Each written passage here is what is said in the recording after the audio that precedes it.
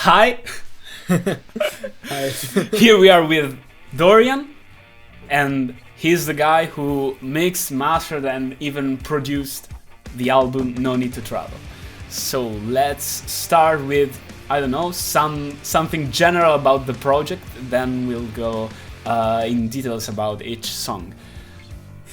Yeah, I think your songs in general, or the album it differs. It has kind of a big difference between the songs. Differences. They all have their own direction. I think that's not very common for artists to have such a big variety in their songs. And I think that's really cool because it was always something new and different to work with, and it kept me interesting in working on that. Thank you. I mean, at least it didn't annoy you, and that was the main thing about the traveling part. That I mean, you don't have to travel if you go in different places of genres and modes, musical modes and stuff like that. I mean, of course, there's it doesn't go from jazz to funk to I don't know, but in its genre that is maybe from hard rock to I don't know, alternative metal, something like that. In its own genre, it varies a bit, at least. Not so much as a cool progressive metal band would do, but at least a bit. And this was for me. It came up really natural since all the songs belong to different periods of my life. Most of them were from the past, so they were like a very precise moment, and it was like I don't know 2015. Then that is a moment, and with that song you can travel there and then come back to another part of your story. So I think that this is a very nice place to talk about this song. Yeah, I totally agree with that. I think music creates some really interesting memory in your brain. You can really travel back in time. It makes you. I think it makes you remember certain moments much more intense when you just listen again to the music, and you can really get back to that moment in your life. Yeah, and it comes like immediately. Like I mean, you hear a passage and a couple of notes, and there it is. And I think that is very cool. And for me, there were really some moments of my personal life or something that came up with this song, and I always had them like I mean, they were my hobbies, so you don't really put too much effort on your hobbies. You can write, compose, but then, I mean, who will finish it? I don't care. I mean, it's my hobby. Then after graduating, I started to get back to these songs, and finishing them was a really cool experience for me personally. And I don't know, even while finishing them, some parts were changed or it turned out unexpectedly, and this is also a thing that concerns you in first person, since some songs were had additions from you, and they were very cool. And let's start from a song that it is not in the album, it's just a single, but I think that it explains the point. I sent you a very, very basic drums stem for Platonic Love, and it turned out to be like, I mean, super heavy then. And I was like, yeah, so you can do cool stuff with drums too. I mean, it's not only guitar, alright? And also the fact that you did this at a production level, so with your producer skills and not with your drummer skills. I mean, you said before that you don't play drums, but the mind of a drummer or the ideas of thinking that way were really cool, and they helped the songs to stand out more. And yeah, thank you. I think I learned that the mind or the mindset of a drummer because I was writing songs for my band projects in Guitar Pro, and I also added the drum grooves. And at first, in the beginning, it sounded like it didn't sound good. I mean, super easy. It was over time. It got better and better. You get in the. I mean, even with the band practice and so on, you notice the drummer more because you're getting into because it's alive and it's next to you. You're working on that song and you made these drums, but they don't sound all right. So you in the band practice you look more for what is the drummer doing in certain parts, what fits the best there. Yeah, and you just adapt that to your composing work. And it's just you learn more and more, and and I learned this by you. So then the songs that came after had some at least attempt to do that better. So to use I noticed that actually the drums had more feel like before, because I did a lot on Platonic Love, to be honest, on the drums. But afterwards I didn't feel like it needed much changes to it. Yeah, and also to Frame of Reflection. But those songs, they are not in this album, so we'll not talk too much about also the Frame of Reflection build up during the intro and the pre-solo.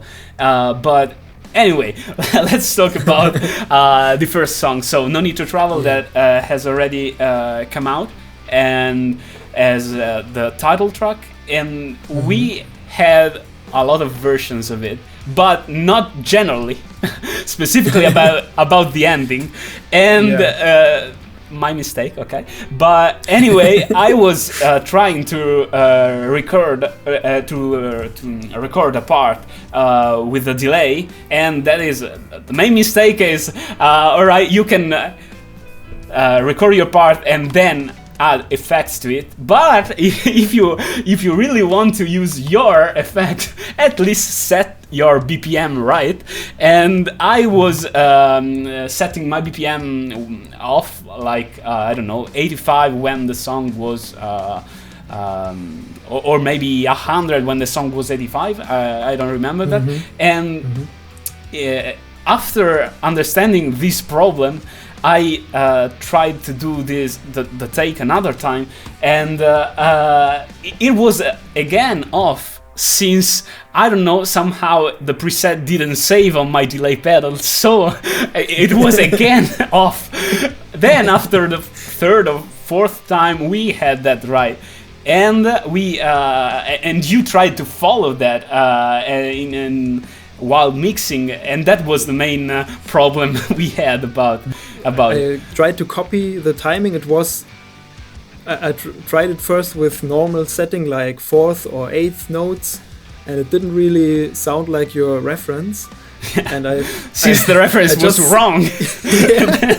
But I got into the fine setting, just milliseconds, and I think it sounded okay. It sounded all right. I thought it was an artistic choice by you to choose that time signature on the it was delay. not actually. But it wasn't intended. But I think sometimes the unintended can be a good addition to your work. I think in this case it was. All right, you're too cute, but I think that that delay was just, I mean, thinking, it was just making me think about rushing. Like the song started rushing at that point, so it was I perceived it like out of time. And then we fixed it. So that has a happy ending story. So this was for No Need to Travel. Then we have Le Décadence, and we will still talk about the last part. And right. That was, I think you wanted the outro a bit longer and a bit more ambience. And I tried different things, I think, with reverb automation and stuff, and it didn't really sound right. So I tried a special delay with modulation in it, and I skipped through some presets, and then I found the preset called MakeUpYourMind, and I thought, yeah, you have to try it. There has to be a Make Up Your Mind preset in a Make Up Your Mind song. So yeah, and I tried it, and it sounded almost perfect for that part. I just did a few tweaks on the timing and I think the feedback to get more longer tail out of it, and it was just a very cool coincidence. So third song, Rock My Heavier. So we did this before in Italian. Then, since all the songs were in English, the Volcano Records label told me to do that in English too, and the song turned out to be both English and Italian. So it has the same chorus as before, with some words in Italian, some words in English, and then we changed the verse into English. But the problem was not the lyrics substitution for you. It's that we changed a lot more. I don't really remember major issues. It was just it wasn't the perfect workflow for me, because I had to tune the vocals again.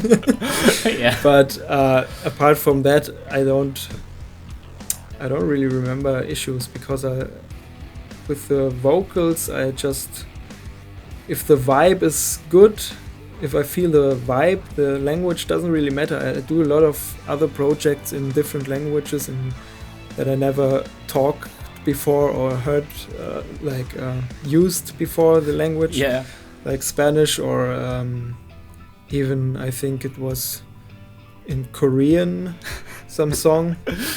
I just try to feel the emotion of the singer, and I don't really need the lyrics. Okay.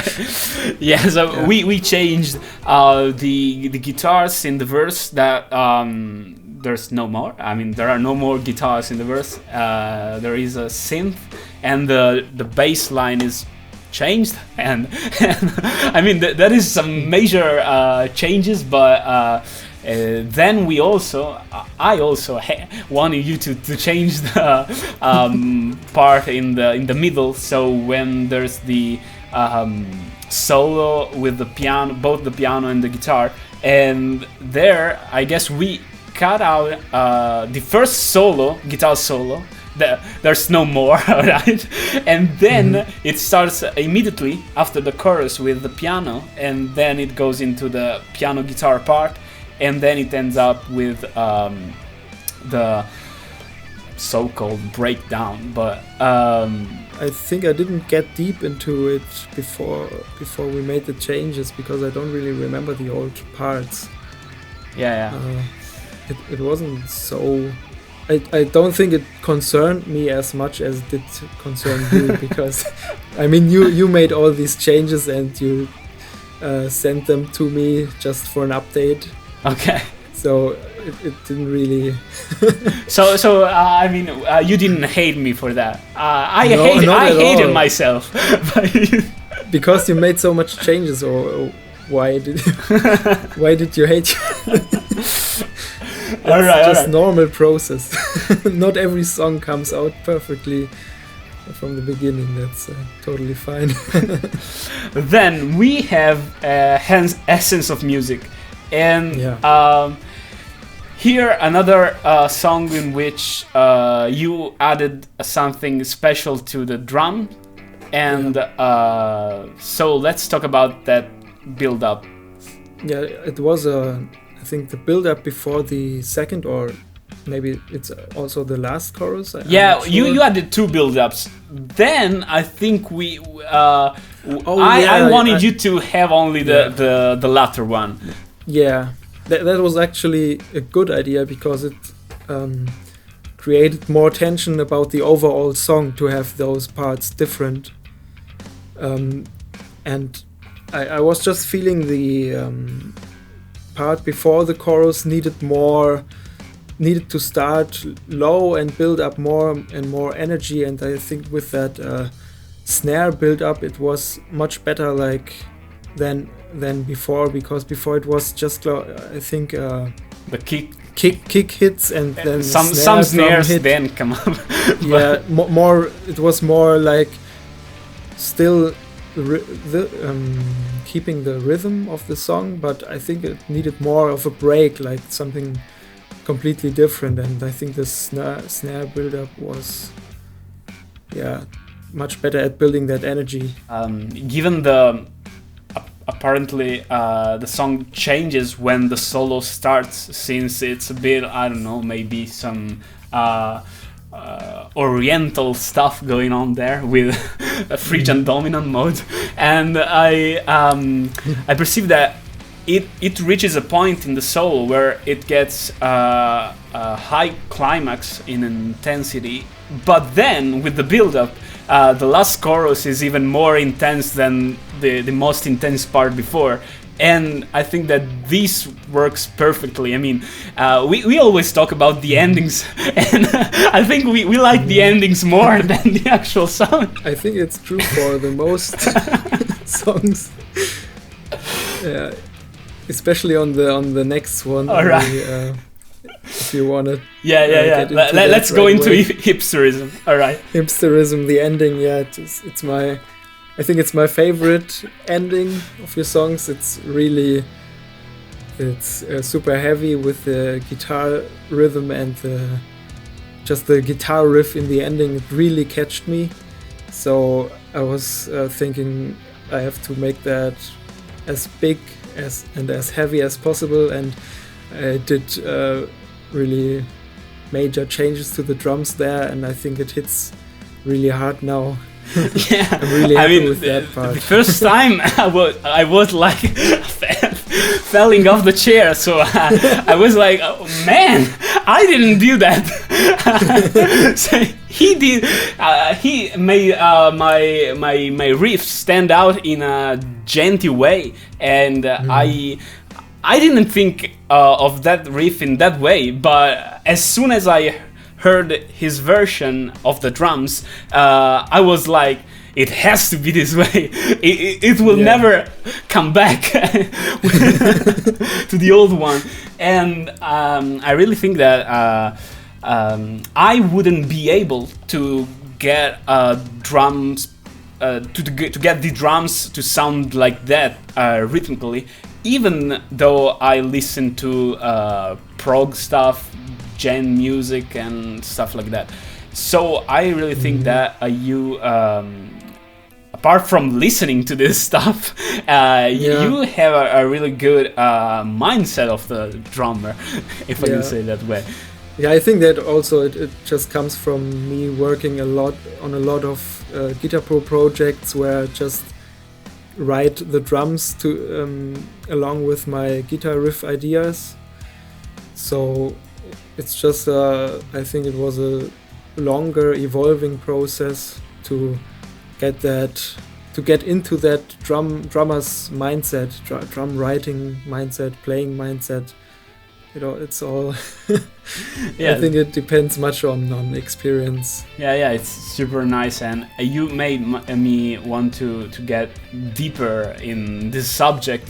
I was I almost purchased a drum set, almost. Okay, I mean, I wanted to start at least having the basics of it. But then I say, I mean, you already want to improve your singing technique. You keeping studying guitar. You added a bass to your collection, and you. All right, so keep calm, and let's see if the drums dream will stay there for you in a year or so. So then I'll purchase something like that. And we are at the last song, "She the Reason." And while talking before, we hadn't too much to share about this, although you said that it was your favorite one, since it's the most metalcore-ish. Yeah, since I'm 15, where I started to play guitar, I got into metalcore. My first, I don't know if you know them, the Sorrow was my first metalcore band. They're from Austria, I think. Okay. And they immediately catched me, and I got very deep into metalcore music, and that really reminded me of the riff structure in that genre, and I really like to. I would never say that you like metalcore with 8 strings and 7 strings hanging there. I mean, it would be. I think you were a jazz guitar player. Yeah. Just kidding. And we about She, the song, the reason. We had only something about the vocals going on, and I sang 2 takes in which one should have been the harmonization of the first one, but somehow, I mean, I messed up some thirds or something, and you did it, and you corrected that, and it sounded so much more pleasant to ears. I think there was 1 or 2 notes off in your take, and I just corrected it, and it was a bit more smooth, and it wasn't really a big deal, but it was just something. The background didn't sound right, and I figured it was that 1 or 2 notes. I think that something that happens with harmonization or overlapping parts, that when one is 1 octave above or below the actual take,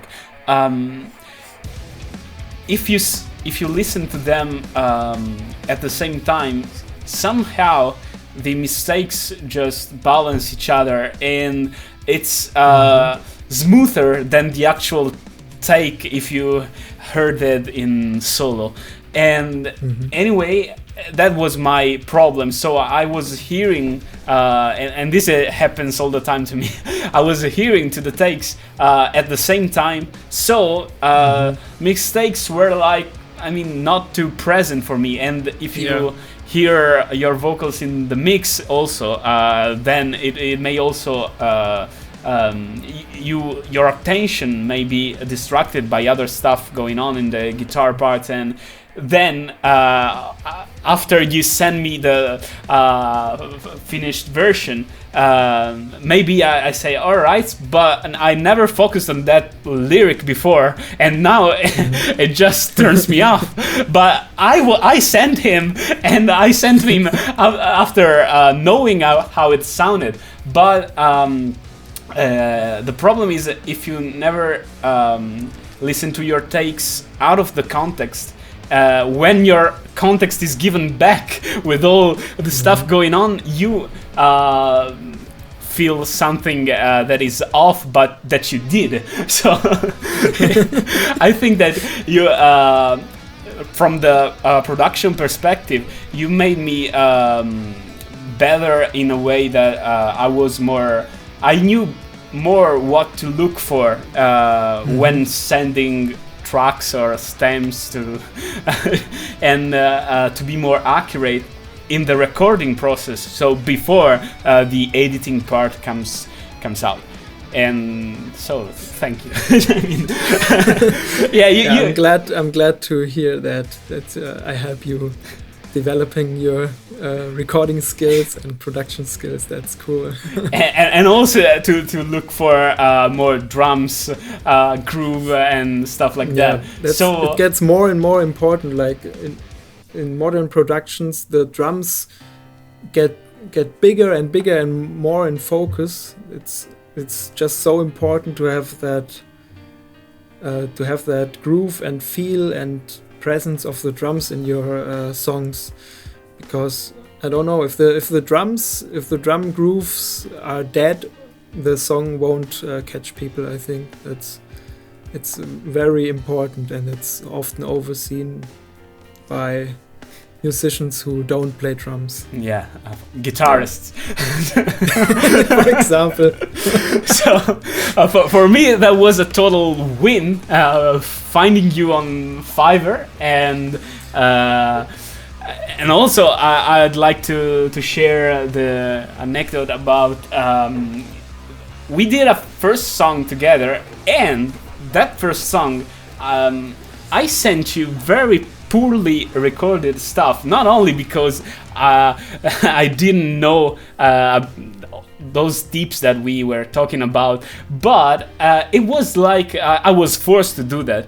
I wanted to, my mom wanted to have a CD with 3 songs of mine, and in order to, I mean, to send it to friends or. So, I mean, let's master this song that was not mastered before. And, of course, before, a friend of mine helped me with the process, but he is not a mixing engineer. And he helped me a lot with video making stuff, designing stuff.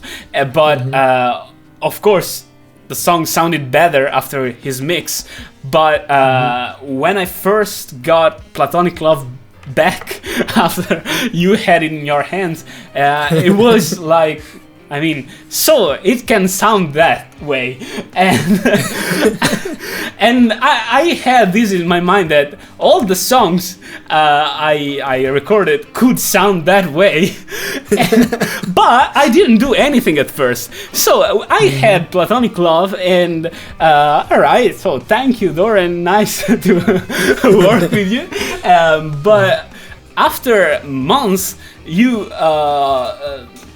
reached me out with, I don't know, some promotion stuff like early supporters discount, something like that. Oh yeah. And then I said, all right, so this is the time to do that. And I mean, I hope you didn't regret it, because after the first song, totally I had, all right, let's do the album. Totally not. No, it was cool experience with every of your songs, because like I said in the beginning, they're very different from each other, at least from my perspective, from a metal view. They really differ in style, and it's really cool. I learned some stuff from it with for example, the ending with the delay modulation. I would never have thought of that. All right. To be like that. I just tried some effects and it came out like this nice ambient psychedelic part almost. Yes. And so you learned that MakeUpYourMind presets are best. Yeah. I don't know if that's the final conclusion, but in this case, yes. So, thank you for the chat, and thank you for all the work and effort you put in there. And also, last word is that we never spoke in person, so that's something we can do also after these hard times of coronavirus. Maybe sometimes you can come here or I come there. I mean, there are guitars hanging there are guitars hanging here, so somehow we'll manage to do something. Yeah, maybe in the future. Why not? Yeah, and anyway, I just hope that's not taking too long with the corona virus. Of course. So thank you and have a nice day. Yeah, thank you too. Thank you.